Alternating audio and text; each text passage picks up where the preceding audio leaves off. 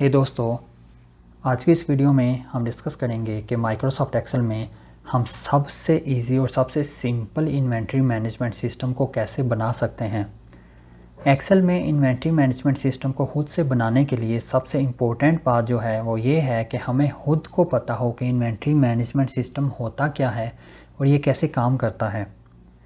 अभी अगर नाम को देखें तो इन्वेंट्री मैनेजमेंट सिस्टम या स्टॉक मैनेजमेंट सिस्टम, इस नाम से यही पता चलता है या यही समझ आती है कि ये एक ऐसा सिस्टम है जो कि इन्वेंट्री या स्टॉक को मैनेज करता है। अब ये कैसे मैनेज करता है, इस इन्वेंट्री मैनेजमेंट सिस्टम से किसी भी टाइम हम ये इन्फॉर्मेशन ले सकते हैं कि हमारा ओपनिंग स्टॉक कितना था, किस आइटम के कितने यूनिट थे, किस वैल्यू पे थे, हमने किस आइटम के कितने यूनिट परचेज़ किए, किस वैल्यू पे किए, हमने किस आइटम के कितने यूनिट किस वैल्यू पे सेल किए और अभी हमारे पास एक आइटम के या किसी भी आइटम के कितने यूनिट अवेलेबल हैं स्टॉक में और किस वैल्यू पे हैं, हमारे स्टॉक की टोटल वैल्यू इस टाइम पे कितनी है। ये सारी इन्फॉर्मेशन हम एक इन्वेंट्री मैनेजमेंट सिस्टम से ही ले सकते हैं। तो आज की वीडियो में हम यही डिस्कस करेंगे कि इस तरह का इन्वेंट्री मैनेजमेंट सिस्टम हम ईज़िली एक्सेल में कैसे बना सकते हैं जिससे हम ये सारी इन्फॉर्मेशन ले सकें। तो चलें आज की वीडियो को स्टार्ट करते हैं। आज की वीडियो में हमारे पास जो डाटा है वो है एक टेबल जो कि एक्चुअली ओपनिंग स्टॉक है ईयर 2023 के लिए या साल 2023 के लिए। कंपनी का नाम है प्लास्टो कंपनी। अभी हमें पता है कि इन्वेंट्री मैनेजमेंट सिस्टम में हमें जो डाटा फीड इन करना पड़ता है स्टार्ट पे वो होता है ओपनिंग स्टॉक, जो कि हमें इन्वेंट्री मैनेजमेंट सिस्टम में ऐड करना पड़ता है कि ये हमारा स्टार्टिंग पॉइंट है। उसके बाद फिर हम क्या करते हैं, हम परचेजेस ऐड करते जाते हैं, हम सेल्स ऐड करते जाते हैं और किसी भी डेट पे किसी भी टाइम पे हम इन्वेंट्री मैनेजमेंट सिस्टम से क्लोजिंग स्टॉक की रिपोर्ट लेते हैं। तो ये हमारे पास स्टार्टिंग पॉइंट है, हमारे पास ओपनिंग स्टॉक है। इसके बाद हमने क्या करना है, हमने 3 टेबल और बनाने हैं। ओपनिंग स्टॉक हमारे पास अवेलेबल है, हमने 3 टेबल जो बनाने हैं वो है एक परचेजेस का टेबल, फिर सेल्स का टेबल और लास्ट पे हम बनाएंगे क्लोजिंग स्टॉक का टेबल। तो सबसे पहले स्टार्टिंग पॉइंट पे हम क्या करते हैं, हम अपने डाटा को थोड़ा सा फॉर्मेट कर लेते हैं। इसको फॉर्मेट करने के लिए सबसे पहले मैं इस टेबल को सिलेक्ट करूँगा, टेबल डिज़ाइन टैब में जाऊँगा, यहाँ पे कोई भी डिज़ाइन अच्छा सा सिलेक्ट कर लेते हैं। इस डिज़ाइन को लेट से सिलेक्ट कर लिया, बैंडेड रोज़ ऐड कर ली, बैंडेड कॉलम्स ऐड कर लिए। उसके बाद हम क्या करेंगे, हेडिंग को भी थोड़ा सा फॉर्मेट कर लेते हैं। कंपनी का नाम है, इसको थोड़ा सा साइज़ को इंक्रीज़ कर लेंगे, बोल्ड कर लेंगे। इस सेल को थोड़ा सा फॉर्मेट करने के लिए होम टैब में जाके यहाँ पे जाएंगे, फिल में जाएंगे, फिल में जाके फिल इफ़ेक्ट्स, आप कोई भी कलर चूज़ कर सकते हो। मैं लेट से कि मैं ये वाला कलर चूज़ करता हूँ। उसके बाद लेट से डायगोनल अप ये चूज़ कर लिया, वेरिएंट ओके कर दिया, ओके कर दिया। अभी मैंने इस सेल को फॉर्मेट कर लिया। इसको थोड़ा सा और अच्छा बनाने के लिए इस पे बॉर्डर ऐड कर लेंगे, ये वाली लाइन सेलेक्ट कर लेते हैं, यही कलर चूज़ कर लेंगे, यहाँ पे साइडों पे बॉर्डर ऐड कर देंगे, ओके कर दिया। अभी इसी तरह इसको फॉर्मेट कर लेंगे। इसको फॉर्मेट करने के लिए भी वही हम करेंगे, यहाँ पे बॉर्डर ऐड कर लेंगे, बॉर्डर ऐड कर लिया। सेल को फॉर्मेट करने के लिए फिल में जाएंगे, फिल इफ़ेक्ट्स में जाएंगे, उसके बाद डायगोनल में जाएंगे, लेट से ये वाला वेरिएंट चूज़ कर लिया, ओके कर लिया। अभी हमने इसको भी फॉर्मेट कर लिया। इसके बाद अभी हमने क्या करना है, हमने अपने ओपनिंग स्टॉक के टेबल को या डाटा को फॉर्मेट कर लिया।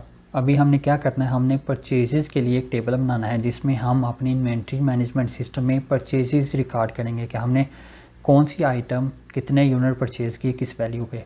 तो इसके लिए हम, क्योंकि फॉर्मेट हमारे इन्वेंट्री मैनेजमेंट सिस्टम के सभी टेबल्स का सेम होना चाहिए, तो हम इसी टेबल को कॉपी कर लेंगे, यहाँ पे एक कॉलम को छोड़ के यहाँ पे पेस्ट कर लेंगे। लेकिन पेस्ट स्पेशल में जाके अभी हम फॉर्मेट्स पे सेलेक्ट करके सिर्फ फॉर्मेट्स को ही पेस्ट करेंगे, ओके कर दिया। यहाँ पे हमारे पास टेबल का फॉर्मेट आ गया। हेडिंग्स को भी कॉपी करके यहाँ पे पेस्ट कर लेंगे, पेस्ट कर लिया। उसके बाद ओपनिंग स्टॉक, इस हेडिंग को भी यहाँ पे पेस्ट कर लिया। क्योंकि ये हमारे पास परचेजेस का टेबल है तो यहाँ पे ओपनिंग स्टॉक को डिलीट करके हम परचेजेस ऐड कर लेंगे, परचेजेस ईयर 2023। इसके बाद परचेजेस में सब कुछ सेम होता है, लेकिन परचेजेस में हमें डेट भी चाहिए होती है कि हमने किस डेट पे किस आइटम के कितने यूनिट परचेज़ किए। तो यहाँ पे सीरियल नंबर के कॉलम के बाद एक और कॉलम ऐड कर लेंगे कॉलम को सेलेक्ट करके राइट क्लिक करके इंसर्ट पे क्लिक करेंगे। यहाँ पे एक और कॉलम ऐड हो गया जिसमें हम लिखेंगे डेट। अभी यहाँ पे हमने इस टेबल को ऐड कर लिया, लेकिन इस टेबल में डाटा को ऐड करने के लिए हम इस टेबल को मैक्सिमाइज़ करेंगे ऑटोमेशन में, कि हम इस टेबल के ज़्यादा से ज़्यादा कॉलम्स को ऑटोमेट कर सके ताकि हमें मैनुअल वर्क कम से कम करना पड़े। तो हम क्या करेंगे, सबसे पहले यहाँ पे आइटम कोड लेके आते हैं। देखिए हमारे पास यहाँ पे बेसिक डाटा है, ये वो सारी आइटम्स हैं जो कि हमारी कंपनी सेल करती है या प्लास्टो कंपनी सेल करती है। तो हम क्या करेंगे, सबसे पहले हम यहाँ पे इन सभी सेल्स को सेलेक्ट कर लेंगे जिसमें हमें आइटम कोड लेके आना है। यहाँ पे हम ड्रॉप डाउन लिस्ट ऐड करेंगे इन आइटम कोड की बेस पे। तो हम क्या करेंगे, हमने ये सारे सेल सेलेक्ट कर लिए जिनमें हमें आइटम कोड ऐड करने थे जब हम परचेजेस रिकॉर्ड करते।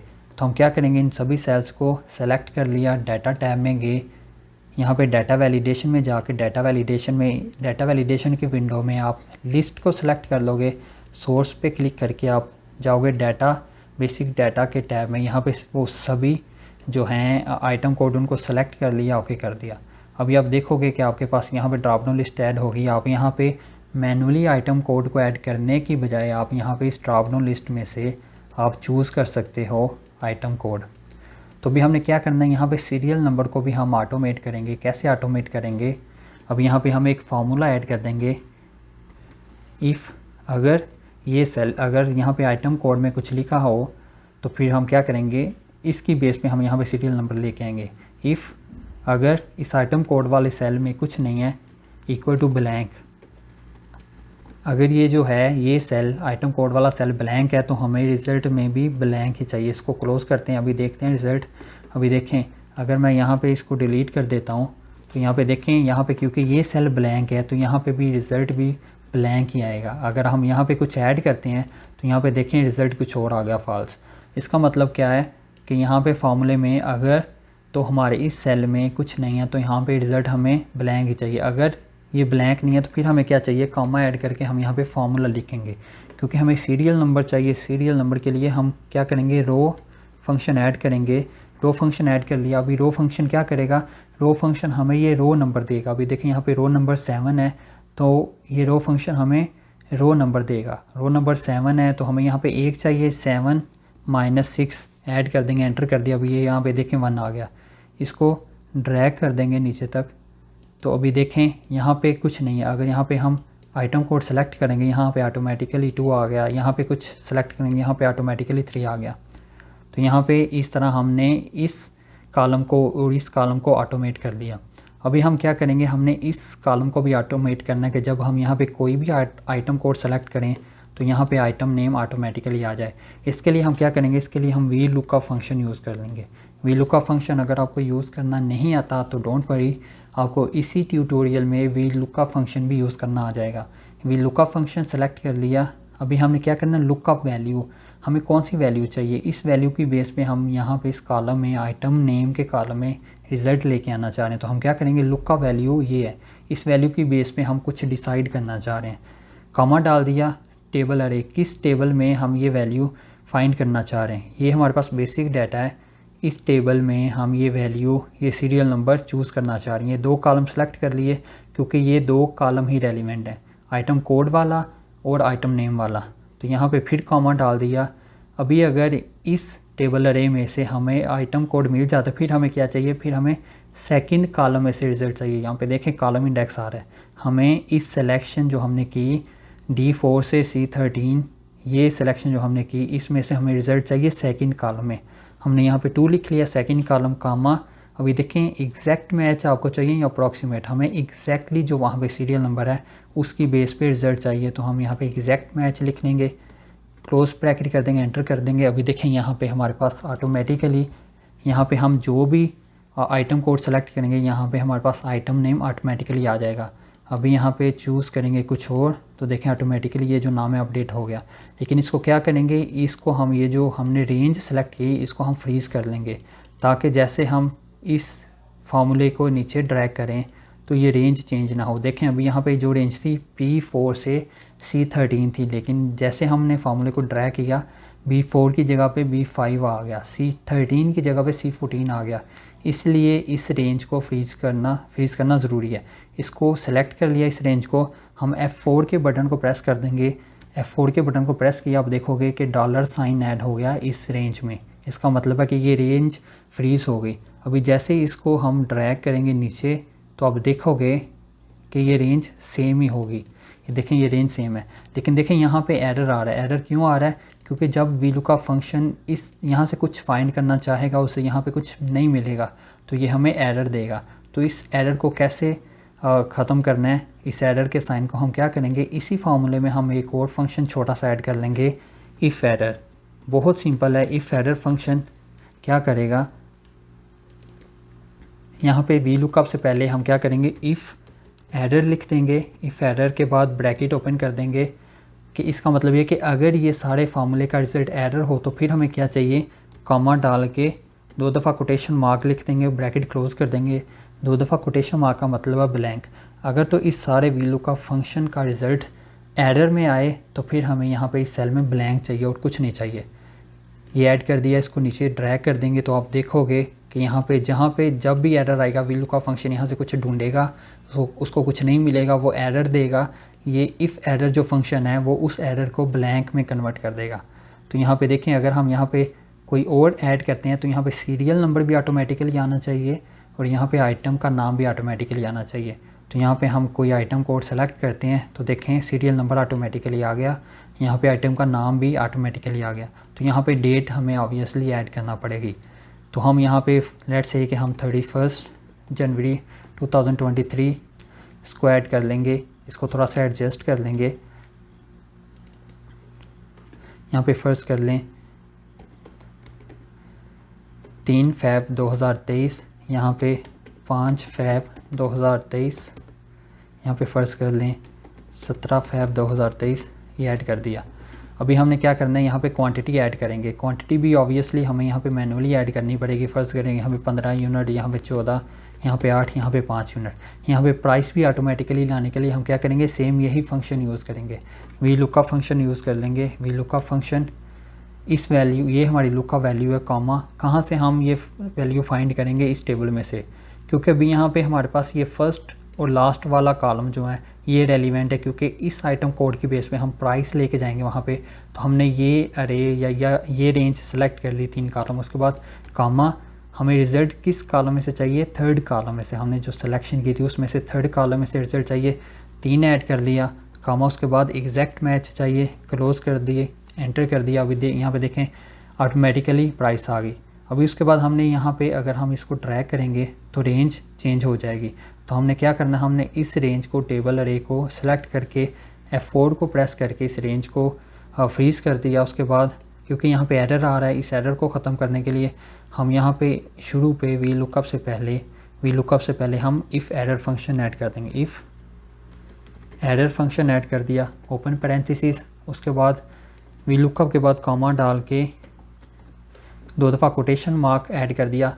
अगर इस VLOOKUP फंक्शन का रिज़ल्ट एरर हो तो फिर यहाँ पे हमें ब्लैंक सेल चाहिए, एंटर कर दिया, इसको ड्रैग कर दिया तो देखें हमारे पास ये रिज़ल्ट आ गया यहाँ पे ब्लैंक। अगर फ़र्ज़ करें अभी यहाँ पे हम कुछ ऐड करते हैं, यहाँ पे कोई सी आइटम कोड ऐड किया कि हमें ये आइटम हमने परचेज़ की, तो यहाँ पे देखें सीरियल नंबर ऑटोमेटिकली आ गया, आइटम नेम ऑटोमेटिकली आ गया, यहाँ पे प्राइस पर यूनिट भी ऑटोमेटिकली आ गई। यहाँ पे हमें क्या करना है, यहाँ पे हम ऐड कर देंगे डेट, उसके बाद हम क्या करेंगे, यहाँ पे यूनिट ऐड कर देंगे, तो उसके बाद हम यहाँ पे भी फार्मूला ऐड कर देंगे, इसको मल्टीप्लाई किया इससे तो ये रिज़ल्ट आ गया। इसको अगर ड्रैग करें आप देखोगे कि यहाँ भी एरर आता है। यहाँ इस एरर को भी ख़त्म करने के लिए हम सिंपली वही फार्मूला यूज़ करेंगे, इफ़ एरर,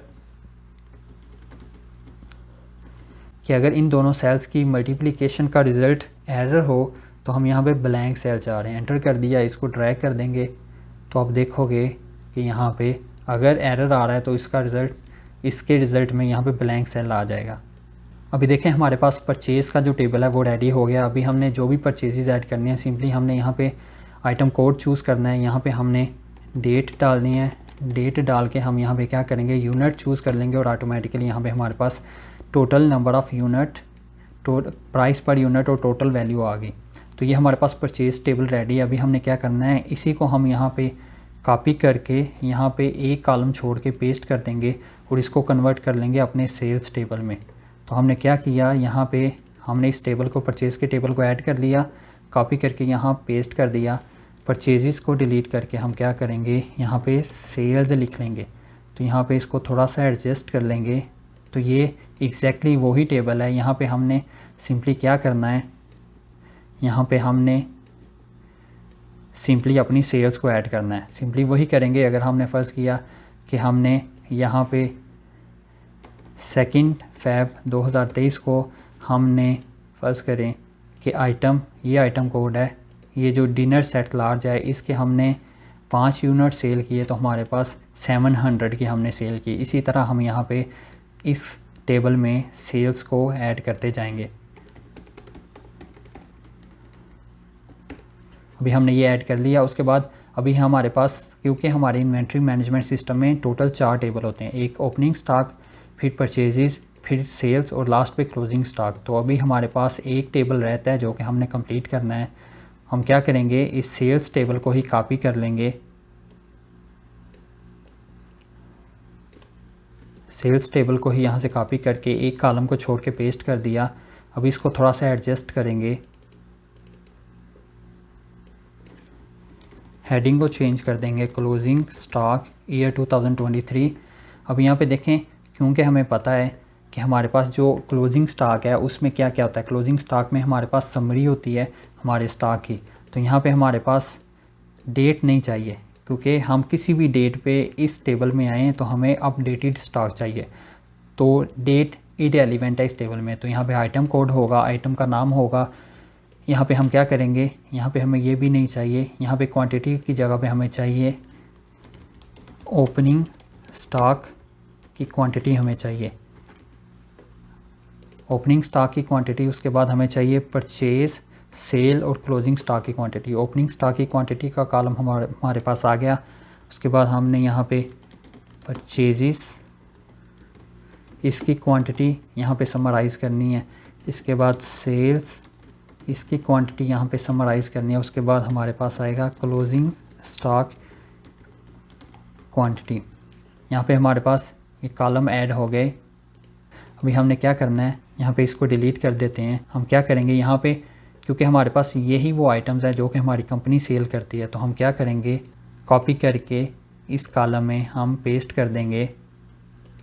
हमने इस कॉलम में पेस्ट कर दिया तो हमारे पास वो सारी आइटम्स आ गई जो कि हमारी कंपनी सेल करती है। तो अभी हमने क्या करना है, इसको समराइज़ करना है। हमने यहाँ पे समरी लेके आनी है कि इस आइटम का ओपनिंग स्टॉक कितना था, कितने यूनिट परचेज़ किए, कितने यूनिट सेल किए और क्लोजिंग स्टॉक क्या है। अभी हम अपने इन्वेंट्री मैनेजमेंट सिस्टम की फॉर्मेटिंग को थोड़ा सा एडजस्ट कर लेते हैं।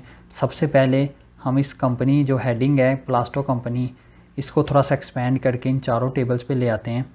इसको ये सारे सेल सेलेक्ट कर लिए, मर्ज और सेंटर कर दिया। देखें ये जो कंपनी का नाम है ये सेंटर में आ गया। इसके बाद यहाँ पे देखें हमने बॉर्डर ऐड करना है, इसको दोबारा से बॉर्डर ऐड कर दिया, क्योंकि हमने जब दोबारा से सेल को अनमर्ज करके मर्ज किया तो इसका बॉर्डर ख़त्म हो गया। अभी देखें हमने बॉर्डर ऐड कर दिया। उसके बाद हमने क्या करना है, यहाँ पे देखें इन टेबल्स की फॉर्मेटिंग भी ख़राब हो गई। हम इन टेबल्स को 1 बाय 1 सेलेक्ट करके Ctrl+T शॉर्टकट की प्रेस करेंगे। हम इसको टेबल की फॉर्मेटिंग में ले आएंगे। उसके बाद हमने ये जो बाय डिफ़ॉल्ट टेबल का जो डिज़ाइन सेलेक्ट किया था वही यहाँ से सेलेक्ट कर लेंगे। ये हमने सेलेक्ट किया था, ये चूज़ कर लिया। यहाँ पे भी ऐसे करेंगे, सेल्स और क्लोजिंग स्टॉक के टेबल को भी ऐसे ही फॉर्मेट कर लेंगे। सेल्स के टेबल को सेलेक्ट कर लिया, Ctrl+T शॉर्टकट की यूज़ की, उसके बाद ओके कर दिया। यहाँ पे दोबारा से जाएंगे टेबल डिज़ाइन में और जो हमने बाय डिफ़ॉल्ट चूज़ किया था डिज़ाइन उसको चूज़ कर लेंगे। दोबारा से क्लोजिंग स्टॉक के टेबल को भी ऐसे ही करेंगे। हमने सेलेक्ट कर लिया, Ctrl+T शॉर्टकट की यूज़ की, ओके कर दिया। यहाँ पे टेबल डिज़ाइन फॉर्मेट और टैब में जाके इस टेबल डिज़ाइन को सेलेक्ट कर दिया। अभी हम क्या करें, ये जो गैप है, जो कॉलम है सभी टेबल्स के सेंटर में, इनको भी प्रॉपरली एडजस्ट कर लेंगे, सेम विथ कर लेंगे इनकी भी। अभी इनको भी एडजस्ट कर दिया। अभी हमने क्या करना है, लास्ट पे यहाँ पे हमने नंबर ऑफ़ यूनिट्स लेके आने के इस आइटम के लिए ओपनिंग स्टॉक में कितने यूनिट थे, कितने यूनिट हमने परचेज़ किए, कितने यूनिट सेल किए और क्लोजिंग स्टॉक में कितने यूनिट थे, टोटल वैल्यू कितनी है, इसके लिए हम क्या करेंगे, सम इफ़ फंक्शन यूज़ करेंगे। सम इफ़ फंक्शन यूज़ किया, रेंज क्या है, ओपनिंग स्टॉक में हमने आइटम कोड की बेस पे हमने यहाँ पे रिज़ल्ट लेके आना है। तो रेंज आइटम कोड है, इसको सेलेक्ट कर लेंगे, कामा, उसके बाद क्राइटेरिया क्या है, ऑब्वियसली हमारा जो क्राइटेरिया है हमारी इस ट्यूटोरियल में आइटम कोड है, चूज़ कर लिया, कामा, उसके बाद सम रेंज, किस रेंज में से सम करने हैं नंबर ऑफ़ यूनिट्स, इस रेंज में से जिसमें क्वांटिटी आ रही है, इसको सेलेक्ट कर लिया, ब्रैकेट क्लोज़ कर दिया, एंटर कर दिया। अभी देखें हमारे पास आ गया कि हर आइटम के इतने इतने यूनिट अवेलेबल थे ओपनिंग स्टॉक में। अगर हम इनको सेलेक्ट करके देखें, टोटल नंबर ऑफ़ यूनिट हमारे पास जो आते हैं वो आते हैं 153। अभी अगर हम यहाँ पे भी देखें तो यहाँ पे भी हमारे पास टोटल नंबर ऑफ़ यूनिट जो थे वो थे 153। इसका मतलब कि हमारा जो अभी तक रिज़ल्ट है वो करेक्ट है। उसके बाद परचेजेज़ में भी सिमिलरली हमने वही करना है, सम इफ़ फंक्शन यूज़ करना है। सम इफ़ फंक्शन यूज़ करके इस आइटम कोड की बेस में हमने देखना है कि हमने कितने नंबर ऑफ़ यूनिट्स परचेज़ किए। सम इफ़ फंक्शन में रेंज क्या है, परचेज़ के टेबल में ये आइटम कोड की रेंज है, उसके बाद कॉमा, दोबारा से क्राइटेरिया क्या था, ये आइटम कोड, फिर कॉमा, उसके बाद सम रेंज क्या है, सम रेंज हमने परचेज़ के टेबल में क्वांटिटी के कॉलम को सम करना है। ब्रैकेट क्लोज़ कर दिया, एंटर कर दिया। तो यहाँ पे देखें हमने परचेज़ क्या क्या किया, हमने total number of unit purchase किए 63। अभी हमने 63 नंबर ऑफ़ यूनिट परचेज़ किए। देखें अभी अगर हम टेस्ट करना चाहें तो ये आइटम कोड SM003 का हमारे पास जो क्लोजिंग स्टॉक में रिज़ल्ट आ रहा है कि हमने टोटल 14 या 14 यूनिट परचेज़ किए SM003 स्टील मग बिग के। अभी अगर हम परचेज़ टेबल में जाएं तो SM003 के हमने 14 यूनिट परचेज़ किए, मीनिंग कि अभी तक हमारा रिज़ल्ट जो है क्लोजिंग स्टॉक या इन्वेंट्री मैनेजमेंट सिस्टम में क्लोजिंग स्टॉक का टेबल अभी तक सही जा रहा है। अभी ऐसे ही हम सेल्स कॉलम के लिए करेंगे, अपने क्लोजिंग स्टॉक के टेबल में equal sign sum if function use कर लेंगे। रेंज क्या है, हम सेल्स वाले टेबल में, हमारा सेल्स वाला टेबल किधर है, सेल्स वाले टेबल में आइटम कोड के कॉलम को सिलेक्ट कर लेंगे, कॉमा, उसके बाद क्राइटेरिया क्या है, इस कॉलम में हम किस क्राइटेरिया की बेस पे, इस क्राइटेरिया की बेस पे, इस आइटम कोड की बेस पे हम क्या करना चाह रहे हैं, कॉमा, सम रेंज, क्या सम करना चाह रहे हैं, ये क्वांटिटी को सम करना चाह रहे हैं। ब्रैकेट क्लोज़ कर दिया, एंटर कर दिया। तो अभी देखें यहाँ पे भी हमारे पास सेल्स की समरी आ गई। अगर हम इसको सम करें तो हमने टोटल 8 यूनिट परचेज़ किए। अगर हम इसको टेस्ट करना चाहें तो यहाँ पे एग्जांपल लेते हैं इस आइटम की कि DS002 के हमने 5 यूनिट सेल किए। तो यहाँ पे देखें DS002 के हमने 5 यूनिट सेल किए। अभी यहाँ पे हमारे पास एक ही कॉलम रह गया, क्लोजिंग स्टॉक। ऑब्वियसली ये सिंपली ईजी है। क्लोजिंग स्टॉक क्या होता है, ओपनिंग स्टॉक प्लस कर देंगे परचेजेस माइनस सेल्स, एंटर कर दिया। तो देखें हमारे पास क्लोजिंग स्टॉक में ये यूनिट आ गए। क्लोजिंग स्टॉक में हमारे पास टोटल नंबर ऑफ़ यूनिट्स हैं 208। देखिए हमने, हमारे पास ओपनिंग स्टॉक में 153 153 नंबर ऑफ़ यूनिट थे इन सभी आइटम्स के। हमने टोटल 63 और परचेज़ किए, 8 यूनिट सेल कर दिए। जो अभी हमारे पास क्लोजिंग स्टॉक में हैं वो 208 यूनिट हैं और इन सभी की वैल्यू जो है वो है 16,848। अभी हम अपने इन्वेंट्री मैनेजमेंट सिस्टम को थोड़ा सा टेस्ट करते हैं कि जब हम सेल्स या परचेजेस को ऐड करते हैं तो वो यहाँ पे रिफ़्लेक्ट होता है कि नहीं। तो अभी देखें हमारे पास 63 यूनिट हमने परचेज़ किए थे। अभी अगर हम यहाँ पे एक और लाइन ऐड कर लेते हैं, फ़र्ज़ कर रहे हैं कि हमने SM002 की, फ़र्ज़ कर रहे हैं कि हमने 23 फ़रवरी 2023 को हमने 50 यूनिट और परचेज़ किए। तो यहाँ पे हमारे पास 50 यूनिट और आने चाहिए क्लोजिंग स्टॉक वाले टेबल में। यहाँ पे देखें हमारे पास 50 यूनिट SM002 हमने लाइन ऐड की परचेज़ के टेबल में। यहाँ पे देखें हमने परचेज़ के टेबल में लास्ट में SM002 आइटम स्टील मग मीडियम के 50 यूनिट परचेज़ किए। तो ये देखें ये यहाँ पे रिफ़्लेक्ट हो रहा है कि हमने SM002 के 50 यूनिट और परचेज़ किए। अभी अगर फ़र्ज़ करें हम यही सेल करते हैं कि SM002 के कुछ यूनिट सेल करें, हम अपने सेल्स वाले टेबल में यहाँ पे ऐड करते हैं SM002 के। अभी देखें हमने SM002 आइटम कोड को सेलेक्ट किया, सीरियल नंबर ऑटोमेटिकली आ गया, आइटम का नाम ऑटोमेटिकली आ गया। यहाँ पे हमने क्या करना है, यहाँ पे हमने डेट ऐड करनी है और यहाँ पे हमने नंबर ऑफ़ यूनिट ऐड करना है। फ़र्ज़ करें कि हमारे पास टोटल कितने यूनिट हैं। अभी देखें हमारे पास ओपनिंग स्टॉक में SM002 के 12 यूनिट थे, 50 हमने परचेज़ किए, सेल अभी तक कोई नहीं किया। टोटल 62 यूनिट है, लेकिन अभी हम सेल करने लगे हैं। फ़र्ज़ करें कि हम सेल करते हैं 22 यूनिट, तो यहाँ पे 40 यूनिट बैलेंस में होने चाहिए। तो हम अभी क्या करते हैं, यहाँ पे देखें, हम यहाँ पे 22 यूनिट सेल वाले टेबल में 22 यूनिट ऐड करने लगे हैं कि हमने 22 यूनिट सेल कर दिए। तो यहाँ पे हमारे पास क्लोजिंग स्टॉक वाले टेबल में SM002 के क्लोजिंग स्टॉक अभी 40 यूनिट्स हैं। 12 यूनिट हमारे पास ओपनिंग स्टॉक में थे, 50 यूनिट्स हमने और परचेज़ किए। कितने यूनिट सेल किए, 22 या 22 यूनिट सेल किए, तो 40 यूनिट अभी हमारे पास क्लोजिंग स्टॉक में है। तो ये है हमारा इन्वेंट्री मैनेजमेंट सिस्टम, जो कि मैनेज कर रहा है आपका ओपनिंग स्टॉक, आपकी परचेजेस, आपकी सेल और आपका क्लोजिंग स्टॉक। क्लोजिंग स्टॉक वाले टेबल में आपके पास प्रॉपर समरी है ओपनिंग स्टॉक की, परचेजेस की, सेल्स की और क्लोजिंग स्टॉक की। आपको ये इन्वेंट्री मैनेजमेंट सिस्टम दे रहा है समरी हर एक टेबल की, नंबर ऑफ़ यूनिट की टर्म में, और यहाँ पे क्लोजिंग स्टॉक में आपको वैल्यू दे रहा है कि अभी आपके पास कितने यूनिट अवेलेबल हैं किस आइटम के और उनकी वैल्यू कितनी है। तो दोस्तों ये है नहायत ही सिंपल और इजी इन्वेंट्री मैनेजमेंट सिस्टम, जो कि आप अप्लाई कर सकते हो अपनी इन्वेंट्री या स्टॉक को मैनेज करने के लिए। आपको ये टेम्पलेट डिस्क्रिप्शन में आपको लिंक मिल जाएगा ये टेम्पलेट डाउनलोड करने का, ताकि आप इसको यूज़ कर सको या आप इस पर प्रैक्टिस कर सको। तो दोस्तों ये था आज का ट्यूटोरियल, एक्सेल में इन्वेंट्री मैनेजमेंट सिस्टम आप कैसे क्रिएट कर सकते हो। अगर आपको आज का ट्यूटोरियल अच्छा लगा तो प्लीज़ हमारे YouTube channel Urdu Hindi lectures को सब्सक्राइब करना मत भूलिएगा, बेल आइकन प्रेस करना मत भूलिएगा, ये नॉलेज अपने दोस्तों के साथ शेयर करना मत भूलिएगा। थैंक्स फॉर वाचिंग, मिलते हैं नेक्स्ट वीडियो में, बाय बाय।